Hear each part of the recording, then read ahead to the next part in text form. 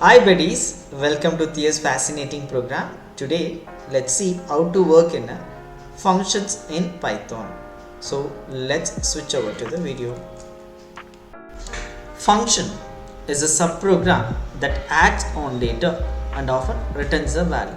So when a large program is broken into a smaller parts, we call it as a subprogram.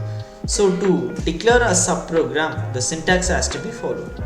Syntax is def. It should be in a small case def, and you have to give a function name. So the function name according to the rule of identifier, and below the name of the function you have to give a statement. So after a function name there is a parenthesis and there is a colon. So the next line statement, it should start straight to the function name. So let's see some example how to declare a function. So let's see an example how to work in a function. So I like to add two numbers with the help of function. So I just give a command as adding. So next, according to the sentence, let me give it as def. Def is a keyword. The function name you can mention any name. So I just mention it as adding.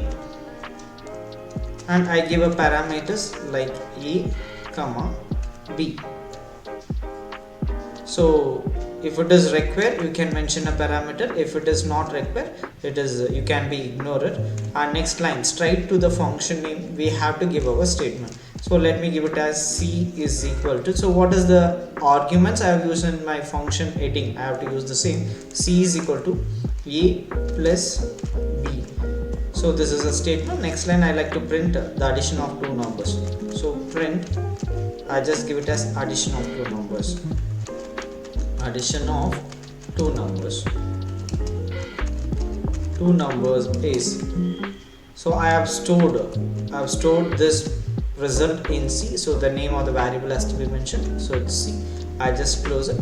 And next line, so that is that's all the subprogram. I just come to the next line. So this is a subprogram. The subprogram will not work automatically, so we have to call a function. So the function can be called by its name. The name of the function we have to mention. So adding, the name of the function is called adding. So there is a parameter called a and b, so I have to pass two values. So I'll just pass a value called 4 comma 5. So 4 will be received by a, b will be received 5. So c is equal to a plus b. So a is 4, b is 5. So 4 plus 5, it is 9. So print addition of two numbers. So you will get the addition of two numbers 9. So you can find here, I get the result as addition of two number is 9. So this is how you have to work in a function. I hope this video is most helpful for you. Thank you for watching.